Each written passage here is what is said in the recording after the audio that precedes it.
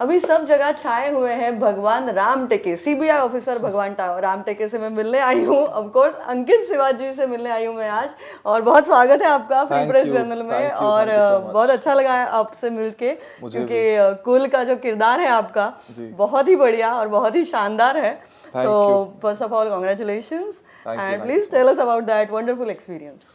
हाँ, जैसा आप जिस एक्साइटमेंट में बोल रहे हैं मैं भी उतना एक्साइटेड हूँ शो को लेकर। जिस दिन से बाहर आया है सब लोगों ने बहुत पसंद किया है और बहुत ही एंटरटेनिंग शो है। हर एक कैरेक्टर बहुत ही डिफरेंट है, यूनिक है, इट्स वेरी वाइब्रेंट, अलग अलग रंग लेकर आए हैं। हाँ, टी शर्ट भी वही बोल रही है हे भगवान भगवान है, तो ये मुझे इंस्टाग्राम पे दिखाई दी तो मैंने मंगा ली। तो अच्छा है ये भी। हाँ जी, but thank you so much, आपने शो देखा और आपको पसंद भी आया कैरेक्टर। बहुत ही मतलब सीबीआई का कैरेक्टर, जैसे हम बोलते हैं कि सुपर कॉप के जो कैरेक्टर होते हैं, तो एक्टर्स के लिए एक ट्रीट होता है कि ना, कि यार इसमें कुछ मजा आएगा। और कुछ ऐसा ही था जब आपको ये ऑफर मिली, क्या था मतलब? हाँ, क्योंकि जब तक स्क्रिप्ट नहीं पढ़ी तब तक टोन नहीं पता थी, कैरेक्टर की टोन क्या होगी, कि वो कितना कमर्शियल है या कितना सटल रहेगा, कितना नेचुरल की तरफ रहेगा। बट जब स्क्रिप्ट पढ़ के समझ में आया कि भाई फुल मसाला है शो के अंदर और बहुत ड्रामा होने वाला है, तो अपना इसमें एक थोड़ी सी कॉकीनेस और थोड़ा सा क्वर्की होना चाहिए, तो उसकी तरफ थोड़ा सा काम किया। प्लस जैसा आपने बोला कि एक पर्सोना कैरी करने के लिए मिलता है जब भी कोई कॉप या फिर कोई ऑफिसर प्ले करने के लिए मिले, so it's a treat for any actor कि आपको जाके डोमिनेट करने को मिलने वाला है। So really happy. तो इस लुक के लिए या वो कुछ ट्रांसफॉर्मेशन करने के लिए आपने कुछ मेहनत की थी, या जस्ट थोड़ा सा ही बस दाढ़ी बढ़ा ली, मूंछें बढ़ा ली, बस वही था? इसमें एक किसी और चीज का ऑडिशन था मेरा, तो उसके लिए मैंने मूंछें रखी हुई थी। अच्छा, हाँ। और उसी दौरान मुस्टैचेस, तो उसी दौरान इसकी मीटिंग्स चल रही थी, शो साइन हो गया था, बस रीडिंग्स वगैरह चलती थी, तो उन मूंछों में मैं गया। तो डायरेक्टर सर को, साहिल सर को, उन्होंने कहा लुक तो बहुत चाहिए शो के लिए। मैंने कहा हाँ सर, शो के लिए, ये तब था ऑडिशन के लिए, बट इट क्लिक्ड, उनको पसंद आया, then we carried that forward. Okay. और एनी मतलब फिजिकल वर्कआउट के ऐसे कुछ किया था? नहीं, वो तो I think you are fit only. मैं करता रहता हूँ वर्कआउट, तो उसका इतना उस पर ज्यादा ध्यान गया नहीं मेरा, कि वो तो नेचुरल है रखने के लिए। बट हाँ, एक बॉडी लैंग्वेज पे, स्पीच पे, और पता था कि इतनी अच्छी एंसेंबल कास्ट है, इतने अच्छे अच्छे बड़े एक्टर्स हैं उसमें, तो उन सबके साथ परफॉर्म करना है डोमिनेट करने के लिए, तो साइकोलॉजिकली मेरे ख्याल से ज़्यादा अपने आप को प्रिपेयर करना पड़ा। क्योंकि एक होता है कि जब एक फैमिली होती है ना, तो उनकी एक बॉन्डिंग आपस में होती है, they have more scenes to do with each other, तो एक दे गेट अलोंग इजीली। वहीं एक बाहर की एनर्जी अंदर आती है, तो it has to be prepared already कि आप किसी के सिक्योर जोन में जाने वाले हो, और आप वैसे भी उनको इनसिक्योर करने में ही लगे हो। इनसिक्योर करने के लिए जाने वाला हूं, तो वो एक साइकोलॉजिकल प्रिपरेशन थी। ओके। और I was working with like Riddhi Dogra, Nimrat Kaur, वो सब जैसे talented actors, Amol, Gaurav, Suhas, Rohit ji, Rahul ji, all of them brilliant actors. सबका काम इतना देखा है, सबको इतनी अच्छी अच्छी फिल्मों में देखा है, वेब शोज में देखा है, तो सीखने के लिए उतना ही मिलता है। Luckily I got to work with all of them. हर एक के साथ कुछ एक दो सीन थे मेरे, और very sweet people, very good cast and crew, so that we all of us are blessed कि बहुत ही अच्छी टीम थी ओवरऑल, और सबके साथ काम करने बहुत मजा आया। शूटिंग का एक आध एक्सपीरियंस जो आज शेयर करना चाहेंगे, एक आध किस्सा होगा या कुछ? शूटिंग का? हाँ, और अपने राजस्थान में ही शूट किया है? राजस्थान में शूट किया, बीकानेर में। शूटिंग का मेरा जो डे 1 था, मेरे लिए वही सबसे बड़ा किस्सा बन गया, क्योंकि आप एज एन एक्टर सोचते हो कि पहला जो मेरा सीन होगा वो थोड़ा छोटा होगा, पासिंग होगी, एक वॉक, एक सेंटेंस, इससे ज्यादा नहीं होगा। तो मेरा डे 1 था ना, आई गॉट द स्क्रिप्ट, इतनी मोटी स्क्रिप्ट मेरे पास आई, तो सब कुछ प्रिपरेशन थी, ऐसे कोई इशू नहीं था। वो एंट्री वाला ही सीन था आपका? नहीं बताता हूँ अभी क्या हुआ उसमें। ओके। तो मैंने पूछा कि 3-4 दिन का यही है क्या अभी एक शेड्यूल का? तो नहीं सर, ये सारे सीन आज ही करना है हमें। तो जितना भी मेरा इंटरोगेशन वाला पार्ट है, आई थिंक अराउंड 5 सीन्स, वो सब एक ही दिन में हुए हैं। That's almost 1 episode. तो वो एक शॉकर की तरह था, क्योंकि लोकेशन बुक होती है, तो उस लोकेशन में हमें एक ही दिन के लिए मिली थी कि I will be sitting here, और बाकी एक्टर्स आएंगे, बैठेंगे और जाएंगे, आएंगे, बैठेंगे और जाएंगे। एंड दो सीन्स वेंट ऑन कंटिन्यूअसली, कि सबका मास्टर पहले एक साथ हुआ, फिर क्लोजेस अलग अलग हुए। So since 7-8 in the morning till 6-7 in the evening, वही 4-5 सीन कंटिन्यू हुए। So it was a bit dicey for me, challenging of course, क्योंकि बार बार सेम चीज करके रेपिटेटिव ना हो जाए, नेचुरल लगता रहे, दैट वो एक मैं कभी भूल नहीं पाऊंगा कि but I think television helped in that. Exactly आदत ऐसी हो गई है ना कि कराओ यार 8 सीन 10 सीन 20 सीन कराओ दिन में, कोई प्रॉब्लम ही नहीं है, तो बिल्कुल भी प्रेशर फील नहीं हुआ। बट हाँ इतना था कि अपना बेस्ट निकालना है उसमें, so I had to be really really focused. उसका नहीं सोचना कितने सीन है, just be in the moment. हर मोमेंट को एक रियलिटी की तरह हर बार नया जीना है, बस वो दिमाग में था। वाह। और जैसे मतलब अंकित जी आपकी जर्नी बहुत ही इंटरेस्टिंग है। मतलब आई नो कि वो बोलते हैं ना कि छोटे पर्दे से बड़े पर्दे पर जाने वाली बात, जी। और वो इजी नहीं है सबके लिए। हाँ जी, हाँ it's a difficult journey also, and एक डिफिकल्ट संघर्ष हम बोलते हैं। और आपने वो पढ़ा बहुत जल्दी पास किया है, ऐसे ही बोलूंगी मैं। कोशिश चल रही है अभी भी उसी चीज की। हाउ डिफिकल्ट इट वाज या how smooth it was, how was it for you? तो इस जर्नी में मैंने टीवी को बहुत सीरियसली लिया है, अपने काम को टीवी में, कि हर एक सीन को, हर एक एपिसोड को ना मैं I try and give my best every time. For granted नहीं लेता उसको कि यार 300 दिन काम चल रहा है तो फिर मैं कर ही लूँगा, यार स्क्रिप्ट आएगी तो कर लूँगा। और एक सबकॉन्शियसली मेरे मन में था कि मुझे ट्रांजिशन लेना है, तो I have to do it. तो एक डेडलाइन अपने आप को फिक्स की हुई थी मैंने कि ये शो हो जाएगा, इसके बाद मैं अपने आप को 1 साल दूंगा, आई ऑडिशन। क्योंकि क्या होता है कि टीवी करते करते भी जब ऑडिशंस आपके पास आते हैं या कोई शूट आता है, आप डेट्स नहीं दे पाते हो क्योंकि you are already booked for anything. तो एक ब्रेक देना ज़रूरी होता है इस वक्त पे। झुकी सी नज़र मेरा लास्ट शो स्टार प्लस पे आया था। उसके बाद से मैंने सोचा कि बस अभी एक छोटा ब्रेक लेता हूँ 1 साल का, and I just audition for whatever comes my way.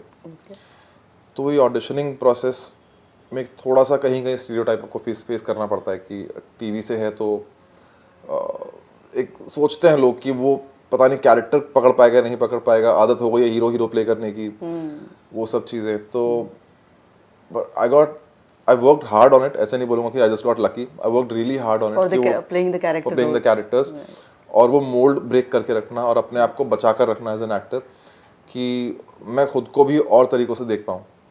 क्योंकि क्या होता है कि आप खुद को एक तरह से देखना शुरू कर देते हो काम करते करते, वो देखना बंद करना बहुत ज़रूरी है कि आप जैसा बोल रहे हो मैं वैसा करूँगा, या फिर आपकी जो मुझसे उम्मीदें हैं मैं कोशिश करूँगा उतना ही करने की। और how it help you, like have you done theatre also और ऑन फील्ड सब कुछ ऑन फील्ड सब सीखा है, on field no film school no theatre कुछ नहीं, पर मैंने बैक एंड पे बहुत काम किया है। Learning on the television sets only. या I worked as a AD पहले।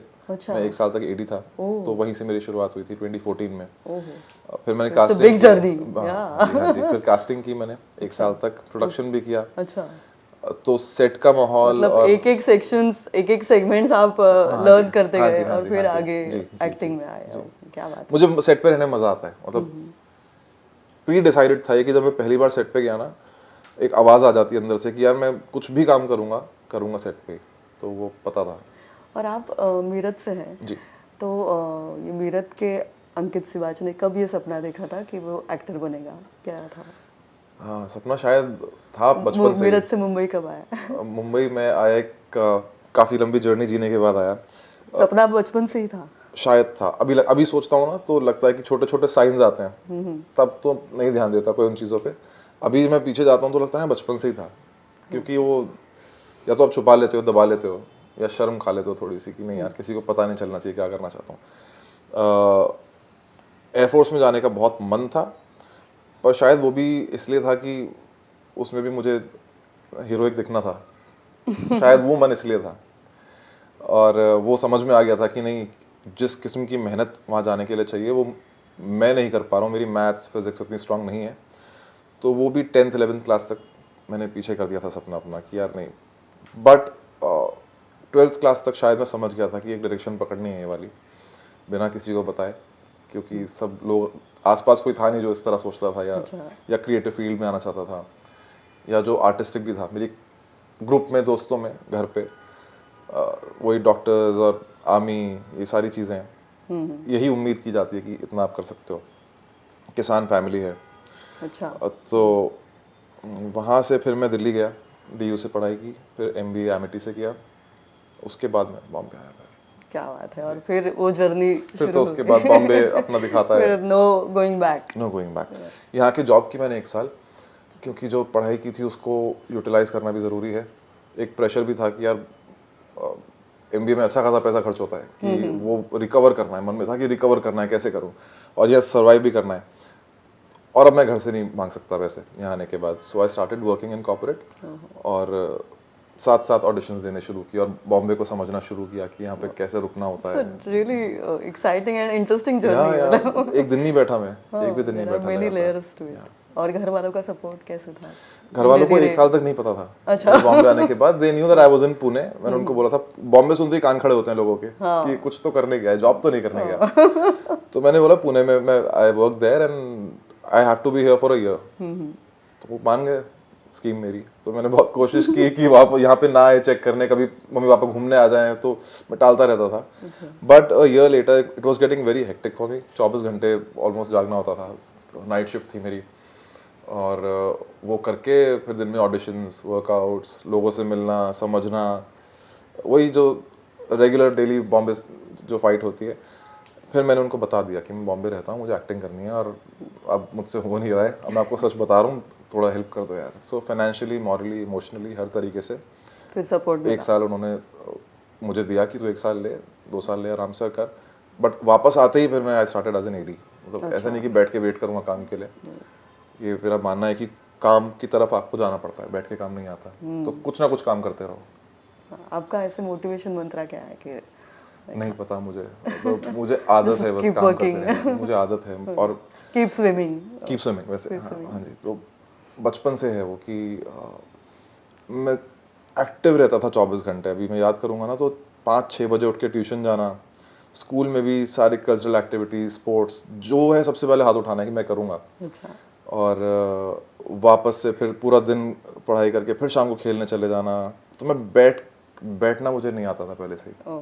तो वो उस आदत के चक्कर में ही I think things are happening. बहुत इंपॉर्टेंट है, हम जैसे लेजी लोगों के लिए ये मंत्र इंपॉर्टेंट है। सब लोग बहुत मेहनत करते हैं जी। या और of course now back to the films, and now you are doing films.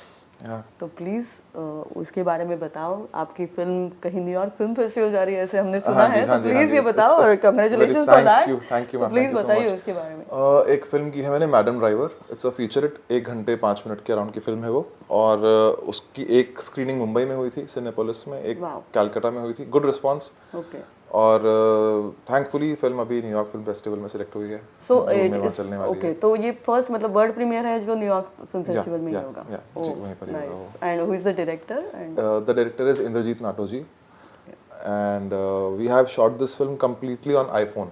तो मेरे लिए भी वो एक नया एक्सपीरियंस था कि वो 3 कैमरास रख के, फोन रख के, और बहुत तेज शूट हुआ कि लाइटिंग का उतना अरेंजमेंट नहीं था जो फिल्म कैमरा पे होता है। In Vadodara, the whole film was shot in Vadodara. पूरा रोड पे ही था वो, we are driving in the whole film. तो वो भी एक नया एक्सपीरियंस था मेरे लिए। और it was a road trip. Road trip नहीं, गाड़ी सीख रही है वो बड़ोदरा के अंदर ही। तो उसी के दौरान उन दोनों की conversation, slice of life drama, बहुत प्यारी सी पीसफुल सी फिल्म। कार में ही होता है सब कुछ, कार में। एक्चुअली मैडम ड्राइवर है। Madam who wants to learn and the driver who is teaching. So now it will be like मतलब वो फेस्टिवल्स में ही जाएगी या रिलीज का ओटीटी का प्लान है। पर उससे पहले मेरे ख्याल से जितने भी फेस्टिवल्स हो सकें वो कवर करना चाहते हैं। और दिस इज बिग, मतलब फॉर अस कि वहां पे सिलेक्ट हुई है film and it's going there. तो होपफुली पीपल लाइक इट, क्योंकि वहां पे जो लिस्ट है फिल्मों की काफी महान कलाकारों की फिल्में हैं। And the festival is also so big. New York film festival has its own rounds. Super. और फिर और एक भी फिल्म आप शायद कर रहे हैं? जी, एक फिल्म है जिसका नाम है बर्फ। वो भी इंडिपेंडेंट फिल्म है एंड इट्स ऑलमोस्ट कंप्लीटेड। और वो भी बहुत प्यारी सी आर्टसी सी फिल्म है। ऋतुजा शिंदे हैं, एक मराठी एक्टर हैं वो। अच्छा। तो वो मेरे साथ है इस फिल्म में। और मनोज गौतम डायरेक्टर हैं इसके। Debut film as a director, but very beautifully done. बहुत प्यारी फिल्म। मैं चाहता हूँ कि जब वो आए तो सब लोग देखें। It's very good. और सबसे स्पेशल फिल्म आने वाली है नवंबर में। It's called 120 Bahadur. नाम भी इंटरेस्टिंग। हाँ जी। तो with Farhan Akhtar. Oh wow. हाँ, it's based on the battle of Rezangla. अच्छा। और वो भी शूट हो चुकी है कंप्लीटली। डेट भी मेरे ख्याल से 21 नवंबर मीडिया में जो मैंने भी जो पढ़ा है। So that's very special and waiting for that also. Wow. So मतलब आपकी फिल्मों की जर्नी भी इंटरेस्टिंग हो रही है कि इंडिपेंडेंट फिल्में भी आप कर रहे हो, कमर्शियल भी कर रहे हो। तो ऐसा कुछ डिसाइड नहीं है कि यही करूँगा, जो भी अच्छा लगे। क्या है मतलब इरादा क्या है? अभी इरादा ये है कि कोई भी मैं कोई भी जो चीज़ें देख, कोई भी अप्रोच करता है फिल्म के साथ या वेब शो के साथ, my only concern is what excites you? और number one the story line, क्योंकि इतना समझ में आ गया है 8-9 साल में काम करते करते कि स्क्रिप्ट के ऊपर कुछ नहीं है।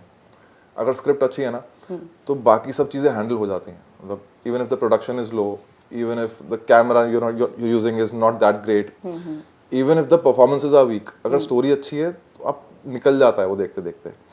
तो सबसे पहले story, second of course who is directing it and the production, फिर वो सब चीज़ें चलती हैं कि सब पूरी टीम कैसी है, कौन लोग हैं, क्या है।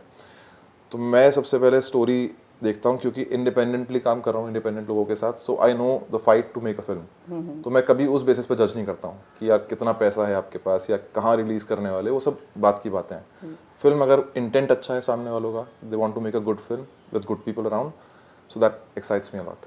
वाह, सुपर। और कुछ ऐसा ड्रीम रोल है आपका? मतलब कुछ तो होगा ही ना? बहुत सारे हैं, बहुत सारे, बहुत सारे हैं। क्या शेयर करना चाहोगे? तो अभी वापस से मेरा एक वो ड्रीम रोल जो मेरे दिमाग में चलता है वो रंग दे बसंती चलता है। रंग दे बसंती में कोई भी character, that's my favourite film for life. Yes, तो अभी भी वो दिमाग में है, मैनिफेस्टेशन चल रही है, उस तरह की कोई फिल्म बने, उस तरह कैरेक्टर ये मिले। इसको मैनिफेस्टेशन काउच ऐसे अभी आज समझ जाए। बिल्कुल बिल्कुल जी। और ये भी सपना आपका पूरा हो। हाँ जी, थैंक यू। और जाते जाते बस यही पूछूंगी कि जैसे कि आपका भी कभी एक सपना था इंडियन आर्मी में जाना या एयरफोर्स में जाना, तो अभी तो सीमा पे जवान लड़ रहे हैं हमारे, और of course it's different war already started. तो हमारे भारतीय जवानों के लिए क्या मैसेज देना चाहोगे, क्या बोलना? मैसेज मैं यही देना चाहूँगा कि the whole country is very very very very proud of you, that goes unsaid. इसमें तो कोई कहने की बात ही नहीं है। और एक माहौल जो है हमारे देश में इस वक्त फ़िलहाल, सभी की ये कोशिश है कि कोई डर के ना रहे और कोई सहम के ना रहे, बिकॉज हम सबको पता है कि आप जो वहाँ पे कर रहे हैं और जो हम सब के लिए आप रातों रात दिन भर लाइफ लॉन्ग बॉर्डर्स पे, कंट्री के अंदर भी हर जगह आप होते हैं हमारे लिए। So we know it for sure that all of us are safe, और हम सभी लोग आपके लिए दिन रात प्रार्थना करते हैं, दुआ करते हैं कि you come back safe, and all the power to you, all the love to you, and we all are there together in this. Thank you so much. और फिलहाल कुल तो हम देख ही रहे हैं, तो कुल के बारे में भी एक बार ऑडियंस को, आपके फैंस को क्या बताएंगे? हाँ, कुल देखते रहिए। It's a very entertaining show. Jio Hotstar पे आया हुआ है, लग चुका है, 2 मई को आ गया था, and people are loving it. I really hope जिसने नहीं देखा है वो भी देखें इस शो को। It's an amazing entertaining show, you like it, and watch the show and pray for our soldiers, pray for our country, pray for peace around the world, and जय हिंद। जय हिंद। Thank you so much. Thank you.